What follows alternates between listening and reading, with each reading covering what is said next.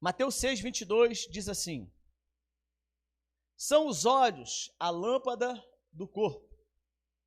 Se os teus olhos forem bons, todo o seu corpo será luminoso, ou iluminado, de acordo aí com a sua versão. Amém? Olhando novamente. Tem uma versão aqui, vamos acompanhar aqui essa versão aqui. Os olhos são a candeia do corpo. Se os seus olhos forem bons, todo o seu corpo será cheio de luz. Feche seus olhos ainda. Vamos orar agora pela palavra. Senhor, nós colocamos diante de Ti os nossos corações, porque nós cremos que a Tua palavra, ela traz uma porção de bênção sobre a nossa vida. Queremos agora acalmar o nosso coração, pedir a Ti, fala, Deus, ao nosso entendimento, traz aquilo que nós precisamos ouvir. Talvez nós venhamos a ter saído de casa hoje pensando, né, o que Deus vai falar, por que eu vou lá naquele culto presencial, por que eu preciso estar buscando assim a Deus? Deus quer dizer para você hoje, que Ele tem uma palavra para você, Ele tem um renovo para a sua vida, Ele tem uma revelação nova para você, que vai te dar entendimento, compreensão, discernimento, para você tomar as suas decisões, para você viver a sua vida e para você sair do deserto, que muitas das vezes tem atormentado o seu interior. Por isso, fique atento a isso. Por isso, nós colocamos diante de Ti, Pai, os nossos corações, crendo que a Tua palavra ela é reveladora, transformadora e vai nos mudar. Nós cremos nisso, nos assentamos aos Seus pés, acalmamos o nosso coração e pedimos, Espírito Santo de Deus, toma conta desse ambiente e fala a cada um de nós. Em nome de Jesus, amém. Queridos e queridas, nós estamos praticamente encerrando, né, uma temporada de palavras falando sobre vitória no deserto, né? Encerramos hoje essa campanha, iniciaremos uma outra no próximo domingo. E nessa última palavra, né, da campanha Vitória no Deserto, eu quero trazer para você um entendimento, uma compreensão. Assim como você teve nos outros dias, né, todos os domingos que você pôde estar presente aqui ou assistiu online conosco, a gente tem entendido que Deus ele tem uma promessa para cada um de nós. Deus tem uma promessa para mim, Deus tem uma promessa para você, Deus tem uma promessa para cada um de nós. Então você para pensar, mas eu nunca ouvi, Deus nunca falou diretamente para mim, eu nunca tive, né, uma visão, um sonho, eu nunca ouvi uma voz do sobrenatural me trazendo, né, aqui uma informação no pé do meu ouvido. Deixa eu te falar uma coisa, as promessas de Deus, elas já estão disponibilizadas para mim e para você. Elas já estão na Bíblia. Elas já estão na palavra de Deus.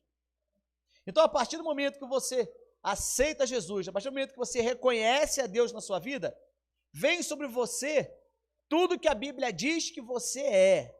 Tudo que a Bíblia já colocou para você, todas aquelas promessas. Então, o que cabe a você, o que cabe a mim agora, é tomar posse dessas promessas. Se a Bíblia diz que você é mais que vencedor, então você é mais do que vencedor. Se a Bíblia diz que Ele tem toda sorte de bênção nas regiões celestiais sobre a sua vida, é porque isso realmente acontece. Agora você precisa assumir essa posição, você precisa tomar posse. A grande questão é que muitas das vezes nós entendemos, até compreendemos, ou já até lemos, que existem promessas para a minha vida, para a minha casa, para os meus negócios, para a minha família. Se a Bíblia diz que você e a sua casa servirão ao Senhor, o que você precisa fazer é tomar posse dessa promessa. Agora, observa bem, assim como nós falamos em dia anterior, eu quero nessa introdução explicar, relembrar bem isso a você. Existe um caminho a ser percorrido entre a promessa que Deus te deu e a bênção a ser alcançada. Existe um caminho. Como nós estamos enfatizando e sempre falamos sobre isso, eu acho interessante essa história, né?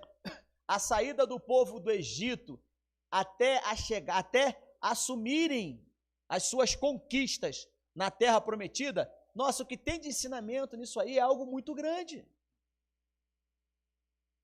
Quando você para pensar e você analisa assim, tem uma música, inclusive, que fala sobre isso, né? Tudo que Jesus conquistou na... Quem completa para mim? Como é que é a música? Lembra? Quem quer cantar aí? Mas como é que é? Mais ou menos assim, ó. Tudo que Jesus conquistou na cruz é direito nosso, é nossa herança, todas as bênçãos de Deus para nós. O que a gente faz? Não, fala com força. O que a gente faz? Tomamos posse, é nossa herança. Então você observa que para que você tome posse como herança sua, você precisa crer nessa promessa, nessa palavra. Então, ou seja, para o povo de Israel sair do Egito e chegar na terra prometida, houve um percurso, não houve? Sim ou não? Como é que é o nome desse percurso? Entre a saída da terra prometida e a chegada, entre a saída do Egito e a terra prometida. Como é que é o nome desse percurso? Deserto.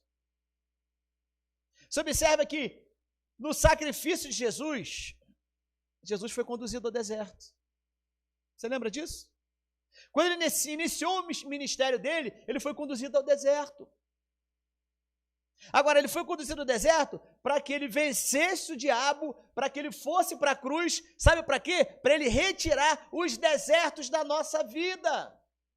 Então, quando você toma posse do sacrifício, quando você toma posse de tudo que ele fez por você, você está dizendo, eu entrego o meu deserto nas mãos de Jesus, e eu tomo posse da minha herança, da minha terra prometida. Então, repete comigo, promessa, deserto, terra prometida. Então, se existe algo que ainda não aconteceu na sua vida, e você esteja buscando em Deus que isso aconteça, e você tem uma promessa sobre a sua vida, já descrito na Bíblia, então entenda, se ele não chegou ainda, é porque você ainda não está pronto. Você ainda não está pronta. O deserto é o lugar de descobrirmos nossas verdadeiras armas espirituais. É o lugar onde temos que ser ousados, corajosos, fortes, para fazermos a vontade de Deus. Não foi fácil para Jesus passar ali 40 dias no deserto. A Bíblia diz que no final dos 40 dias, o diabo apareceu e foi tentá-lo. O deserto é um lugar onde colocamos nossa dependência em Deus e resistimos ao diabo. Foi assim que Jesus fez. No deserto, a nossa carne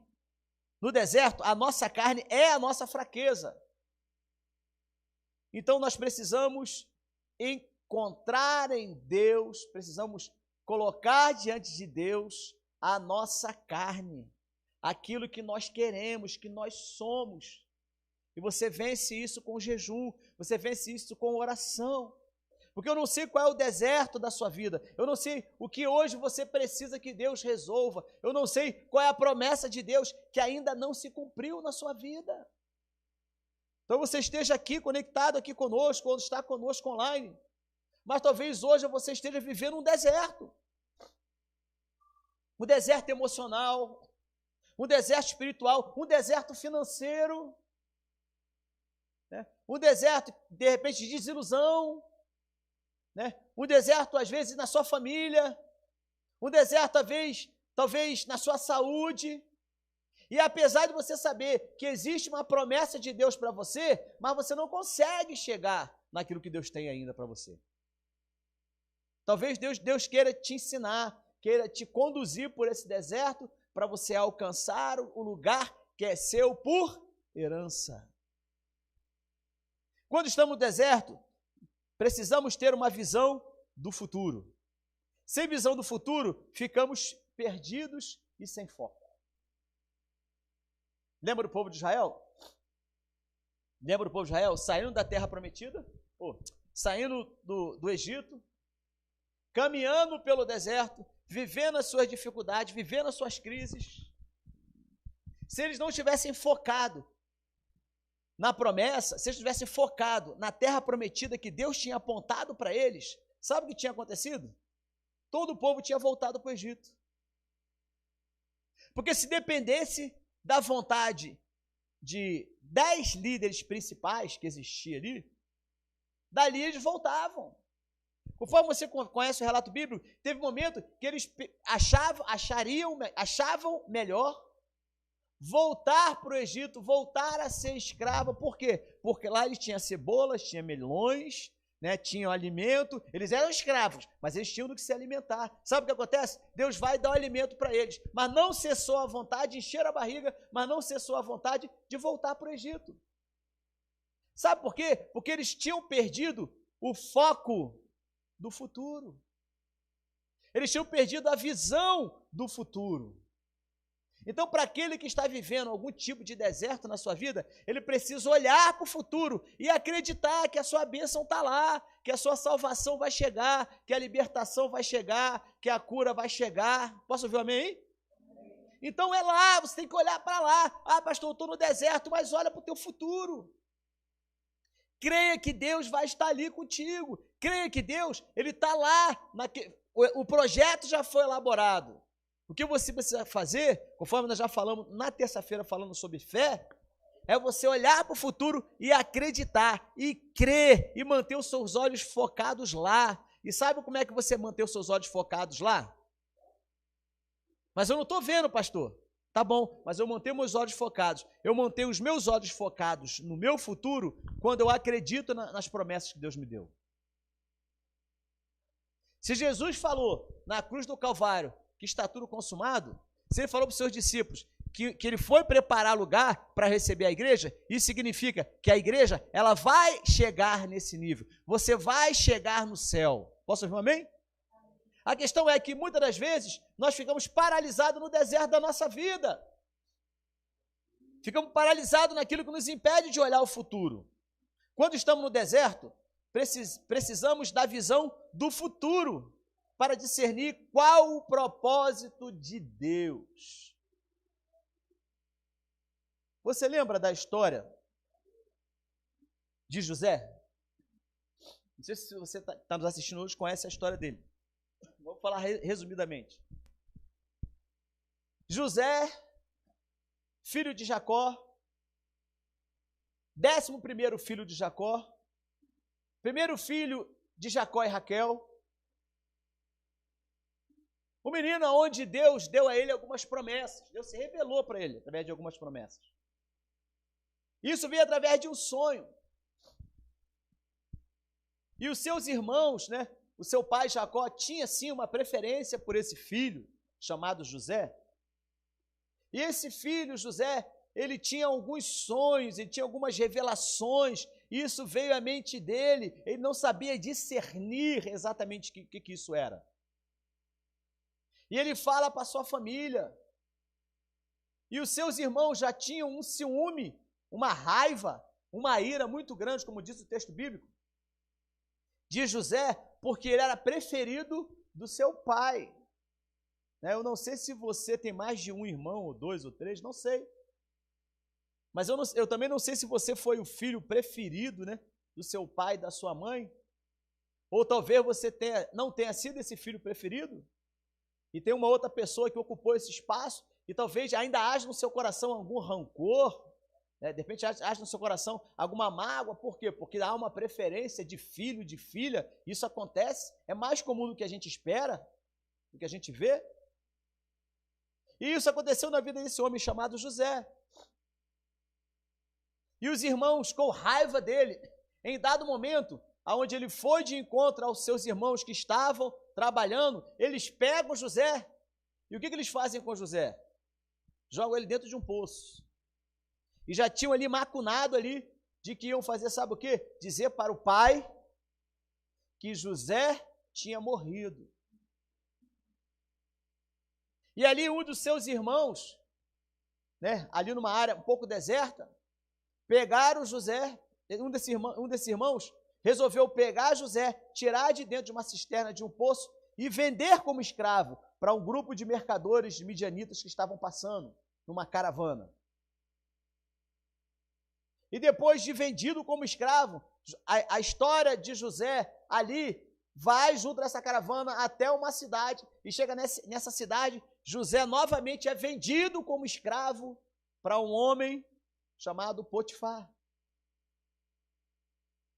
E ainda assim, José morando na casa desse homem, Deus o abençoou de tal forma, porque ele acreditava nas promessas, ele sabia o Deus que ele servia. E ali, ele teve ali quase que ele foi violentado pela mulher desse homem. E ele foge daquele ambiente. E aquela mulher fala um monte de mentira contra a vida dele. José é preso, colocado numa masmorra, é colocado ali, ele é praticamente ali, né, quase que sepultado, porque é colocado ali dentro de uma caverna, lá nas profundezas lá de algum dos palácios que existiam, e ali ele permaneceu durante 2 anos, você imagina? 2 anos preso, dentro de uma masmorra lá, de um local inapropriado, e depois desses 2 anos, Deus começa a levantar ele é levado, né, até Faraó para revelar um sonho de Faraó. Estou contando a história. E aí ele revela o sonho de Faraó. E aí o Faraó coloca ele troca de roupa, né, faz lá certamente a sua barba, coloca lá a sua melhor roupa, é dado a ele a autoridade, ele passa a ser o segundo homem em um reino. Para pensar comigo. Quantos desertos José passou? Para pensar. Eu queria assim que você, hipoteticamente, se colocasse um pouco no lugar de José. Ou talvez você que esteja aqui online já tenha passado ou esteja passando por isso. Exatamente pelo que José passou. Ele era odiado pelos seus irmãos. Só disso aí já é um deserto. E quando você fala entre ser odiado entre irmãos, isso quer dizer que ele foi rejeitado. E talvez hoje o deserto da sua vida seja um deserto onde você foi rejeitado, ou por alguém, ou por alguma pessoa, ou por alguma situação. Como se não bastasse, José, além de ter vivido certamente o deserto da rejeição, ele foi agora vendido 2 vezes. Vendido para os midianitas que passavam na caravana, e quando chegou lá na cidade, certamente em uma feira de escravos, ele é vendido de novo, vendido 2 vezes. Sabe o que significa? Sabe quando tiram todo o seu valor? Porque a postura de um escravo daquela época, bem como de qualquer escravo, é você não dar a ele o valor que ele tem.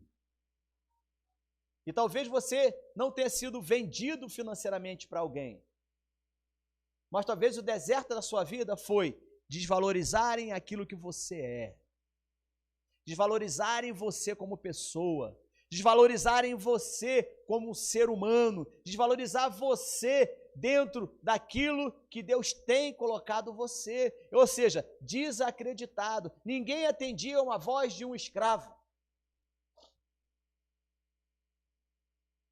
José é passado, vai para casa, Potifar, como você sabe da história, e ali ele é caluniado. E ali a mulher de Potifar fala uma mentira dele. Eu não sei como está a sua vida hoje. Ou talvez você tenha sido caluniado. Talvez falsos testemunhos se levantaram contra você. Talvez pessoas falam de você aquilo que você não é. Isso é um deserto. Para encurtar, José vai lá, vai preso. E lá na prisão, ele conhece dois caras, um padeiro e um copeiro. E Deus era com ele. Em nenhum momento dos desertos que José passou, em nenhum desses momentos, José deixou de adorar a Deus, de entender que Deus tinha uma promessa sobre a vida dele. E diante desses 2 homens, ele revela o sonho de 2 homens. E ele fala para esses homens: olha, vocês como têm influência lá no reino, vocês como têm influência lá no palácio de Faraó, pode falar de mim para ele. Diz o texto que ele ficou mais 2 anos na cadeia. ficou mais 2 anos preso. Por quê? Eu ficava imaginando, José pensando, poxa, o copeiro foi restituído, o padeiro foi restituído, pois ninguém intercedeu por mim. Sabe quando você se sente sozinho? Sabe quando você se sente sozinha? Sabe quando tudo ao seu redor não te favorece? Sabe quando tudo ao seu redor quer te manter preso no deserto? Você entende bem isso? E desse texto você acha um monte de aplicações lá da época de Jesus também. Vou falar um pouquinho já. Mas chega um momento em que Deus tira José do deserto. Então você se pergunte, por que hoje eu vivo esse deserto? Por que quando você vai contextualizando um pouco mais, ampliando um pouco mais o horizonte de entendimento disso que eu estou te falando, por que uma mulher durante 12 anos tinha uma hemorragia que a impedia de adorar a Deus, que a impedia de entrar no templo, que a impedia de ter uma vida como uma mulher normal? E essa mulher, viver nesse deserto durante 12 anos, chega um momento em que ela vê uma multidão passando e ela acredita que aquele que está passando lá realmente é filho de Deus, e ela vai no meio da multidão, se espremendo entre um montão de gente, ela vai lá e toca na orla da roupa de Jesus. O que acontece com ela? Ela é curada. Durante 38 anos, um homem lá deitado, sem poder andar. Certamente todo dia alguém pegava aquele homem, levava até o tanque de Betesda, trazia 38 anos, mas um dia Jesus passou por ali. Você imagina o deserto na vida daquela mulher, só esses 2 exemplos, o deserto na vida desse homem, imagina isso. Talvez você tenha uma dor de dente, fique aí, né, pela misericórdia, está repreendido. Mas talvez você tenha alguns sintomas, alguns problemas, e você já sabe a dificuldade que é. Agora você imagina esse homem 38 anos desse jeito, essa mulher 12 anos desse jeito. Mas chegou um dia em que Jesus passa. Chegou um dia em que Jesus olhou para ele. Chegou um dia em que essa mulher, com muita ousadia, tomou posse da promessa de cura. E quando ela falou assim, ó, eu tenho certeza que se eu tocar na orla da roupa dele, eu serei curada. E sabe por que ela insistiu? Porque ela acreditou na promessa, que ele seria o Filho de Deus. Deixa eu te falar uma coisa. Eu não sei qual é o deserto que você está vivendo. Eu não sei qual é a crise que às vezes está te atingindo. Mas eu sei que existe um Deus. Eu sei que Jesus hoje se apresenta para você. Ele passa por você. E Ele quer tirar você desse deserto. Posso ouvir um amém? Observe esse texto. Gênesis 45, 8. Vou pedir para botar aqui. Gênesis 45, 8. Gênesis 45, 8. Olha o que esse texto explica. Assim, isso é uma conversa entre José e seus irmãos. Olha o que ele fala. Assim, não foram vocês que me mandaram para cá, mas sim o próprio Deus. Nossa, isso é profundo demais. Assim não foram vocês que mandaram para cá, mas foi o próprio Deus. Ele me tornou ministro de Faraó e me fez administrador de todo o palácio e governador de todo o Egito. Quem é que fez ele? Quem é que fez isso com ele? Fala forte. Quem é que fez isso com ele? Fala assim, o próprio Deus. Você observa que, conforme esse texto aqui, conforme esse entendimento aqui, José, quando assumiu essa posição, quando ele tomou posse, porque quando diz aqui, ó, ele se tornou ministro de Faraó e me fez administrador de todo o palácio e governador de todo o Egito. Isso daqui, ó, é o cumprimento da promessa do sonho lá atrás. Você entende isso? Isso daqui era dizendo assim, ó, entendi o sonho. Isso aqui é a realização do sonho. Agora, volta lá no começo. Pega o seu entendimento e volta lá para o começo. Egito, deserto e terra prometida. Amém?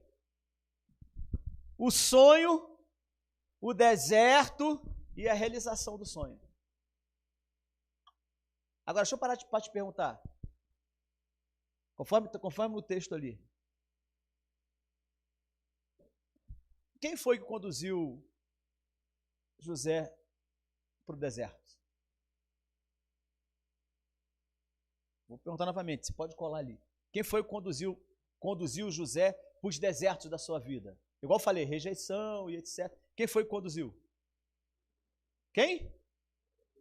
O próprio Deus. Então, para pensar um pouquinho.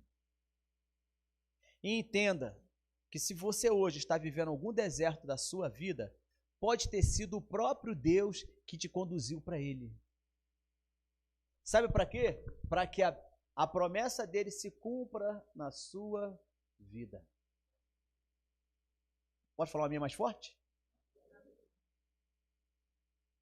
É desse jeito que Deus faz. Então, viver na terra da promessa, viver dentro desse contexto, viver dentro desse entendimento de que há uma posição que eu preciso alcançar, há uma estrutura que eu preciso avançar, há uma conquista que eu preciso conquistar, uma região que eu preciso conquistar na minha vida.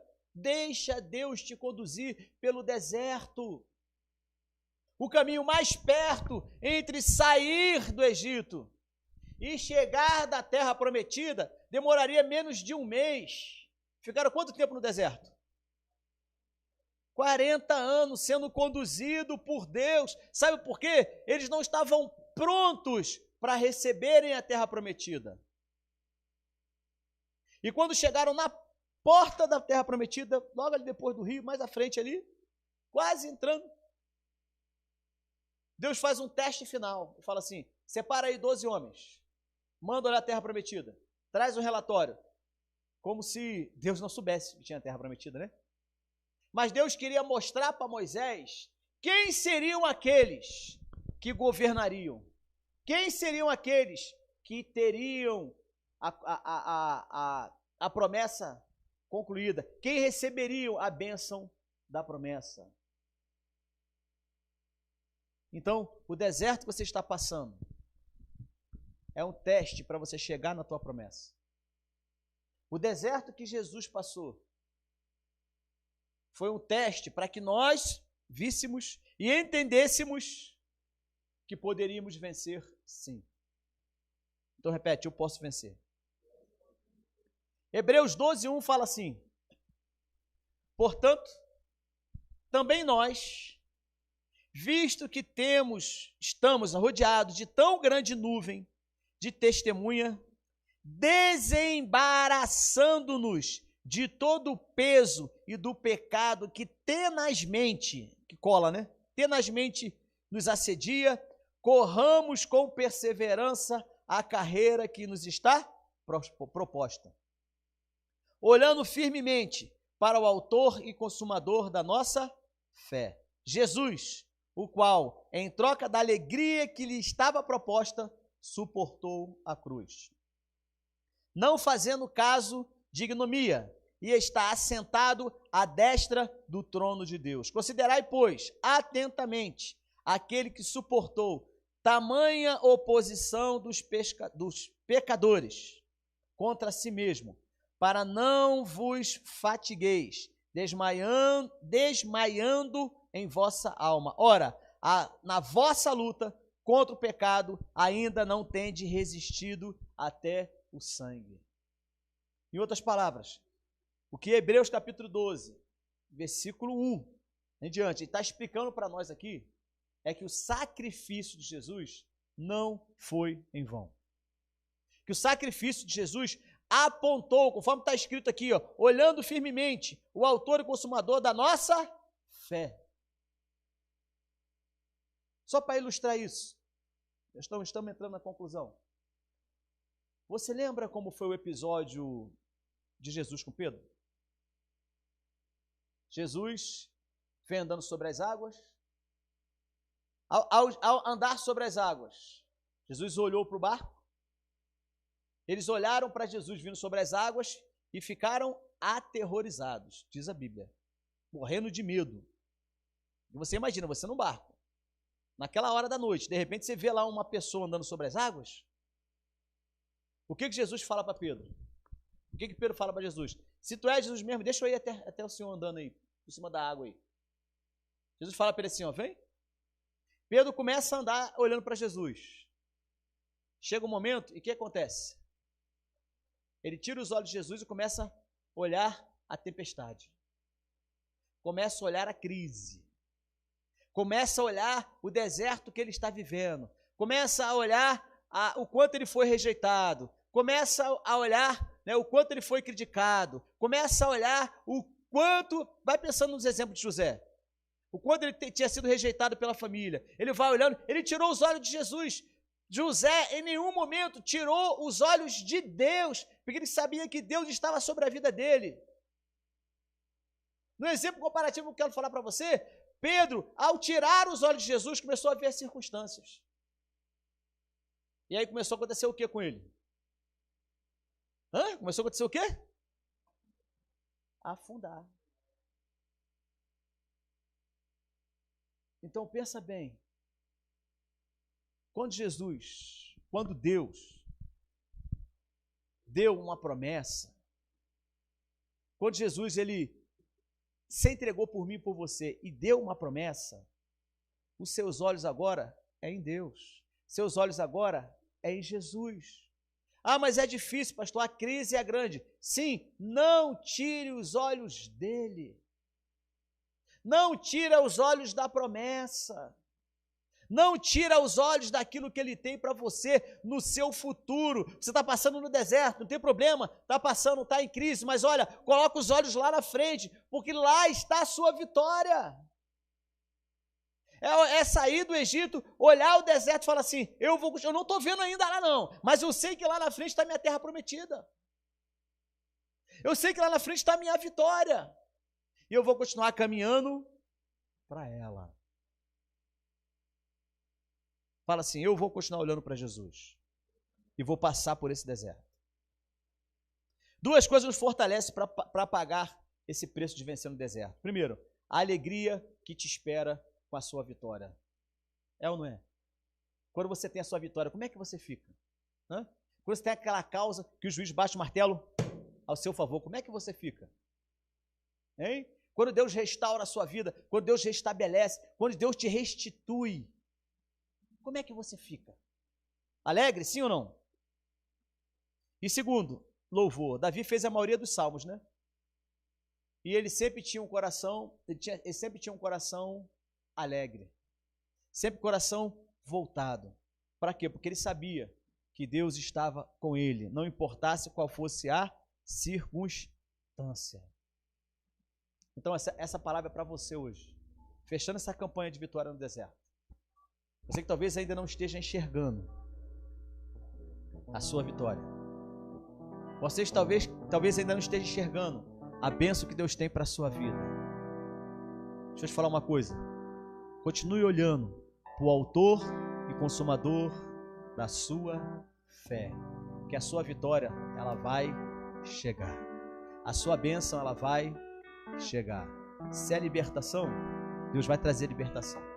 Se é cura, Deus vai trazer cura. Se é restituição, Deus vai trazer restituição. Permaneça olhando para Deus. Permaneça olhando para Jesus. O grito de um homem era: Jesus, filho de Davi, tem misericórdia de mim. Sabe o que o pessoal falava perto dele? Não incomoda o mestre não. Ele tem mais o que fazer.